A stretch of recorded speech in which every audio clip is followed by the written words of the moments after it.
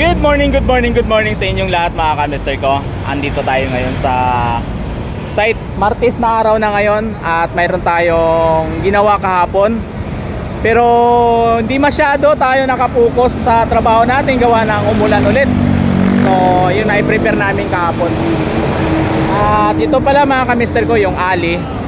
Ito naman yung papabreaker natin para matapos na to. Kakatingan naman namin yan para sakto dun sa pinakakantuhan itong service road at maayos na rin ito. So far mga ka-mister ko, magandang panahon at nakikita naman natin mayroon ng araw at sana tuloy-tuloy na yan para tumuyo na yung lupa.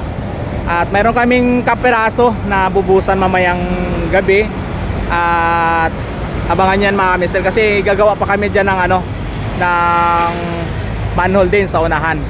So ayan na muna mga ka-mister ko, maraming salamat. Good morning sa inyong lahat.